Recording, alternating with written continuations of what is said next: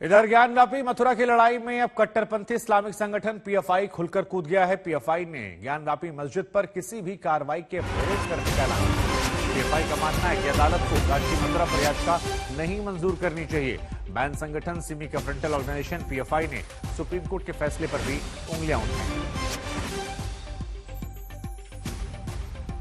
तो एक बार फिर आपको बता दें, पूजा स्थलों के खिलाफ यहां पर पॉपुलर फ्रंट ने ये मैसेज जारी किया है और कहा गया है कि जो नया आदेश है उसको लेकर विरोध करें।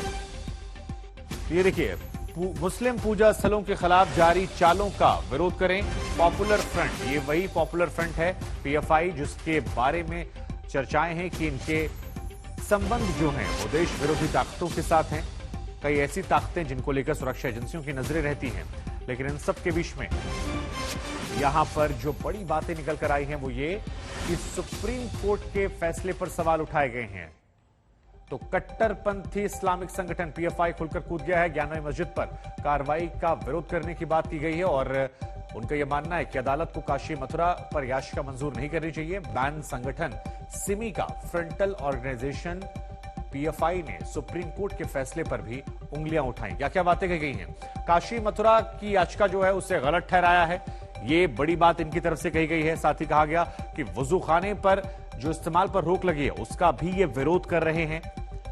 सुप्रीम कोर्ट के फैसले को लेकर भी सवाल उठाए गए हैं पीएफआई की तरफ से और हम सभी जानते हैं कि पीएफआई का रिश्ता जो है वो बैन संगठन सिमी से है। बीजेपी शासित राज्यों पर अत्याचार का जो आरोप है वो भी पीएफआई की तरफ से लगाया गया है। तो ये तमाम बड़ी बातें हम आपको दिखा रहे हैं। यही वो लेटर हेड है जिसमें इन तमाम चीजों का जिक्र किया गया है और ये कहा गया कि मुस्लिम पूजा स्थलों के खिलाफ जो चाल हो रही है उसका प्रतिरोध किया जाए। ये पॉपुलर फ्रंट की तरफ से कहा गया है। तो एक तरफ जुमे की नमाज, दूसरी तरफ पॉपुलर फ्रंट का इस पूरे मामले में टिप्पणी करके सुप्रीम कोर्ट पर सवाल उठाना, कोर्ट पर सवाल उठाना। अरविंद ओझा हमारे संवाददाता इस वक्त हमारे साथ जुड़ रहे हैं। अरविंद, हम सभी जानते हैं कि पॉपुलर फ्रंट जो है वो बैन संगठन सिमी का फ्रंटल ऑर्गेनाइजेशन है। अब इसकी तरफ से जब सुप्रीम कोर्ट के फैसले को लेकर सवाल उठते हैं, हर छोटी बड़ी बात को लेकर सवाल उठते हैं, तो फिर इसे कैसे देखा जाए? क्योंकि यह मामला पहले से ही बहुत ज्यादा संवेदनशील है और अब तो कट्टरपंथी ताकतों का इन्वॉल्व होना इससे और ज्यादा सेंसिटिव बना रहा है। देखिए शुभांकर, जो पॉपुलर फ्रंट ऑफ इंडिया ने ये बयान दिया है इसको मामूली नहीं आंका जा सकता। क्योंकि मैं बताऊं, चाहे वो दिल्ली में 2020 के दंगे हों या फिर उत्तर प्रदेश में सीए एनआरसी के दंगे हों, उसमें पॉपुलर फ्रंट ऑफ इंडिया का नाम आ चुका है। यहाँ तक कि दंगों के दौरान जो फंडिंग है उसमें भी नाम आ चुका है। उत्तर प्रदेश सरकार ने बाकायदा पॉपुलर फ्रंट ऑफ इंडिया को बैन करने के लिए गृह मंत्रालय को भी लेटर लिखा था।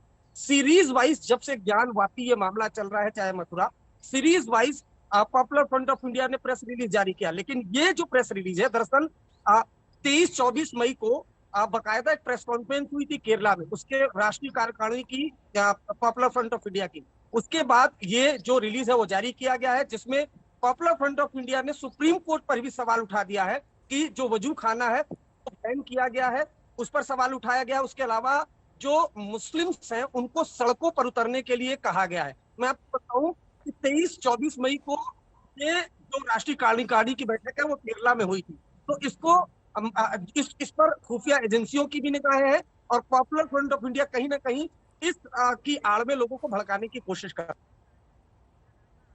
जी, आपका बहुत जानकारियों के लिए शुक्रिया अरविंद। ये वो लेटर हेड हम आपको दिखा रहे हैं, प्रेस रिलीज 26 मई 2022 की, जहां पर लिखा है मुस्लिम पूजा स्थलों के खिलाफ जारी चालों का प्रतिरोध करें मुसलमान, और सड़कों पर उतरे सुप्रीम कोर्ट के आदेश को लेकर भी सवाल खड़े किए। कुल मिलाकर यह मामला अब बढ़ते दिनों के साथ और ज्यादा सेंसिटिव होता रहा है।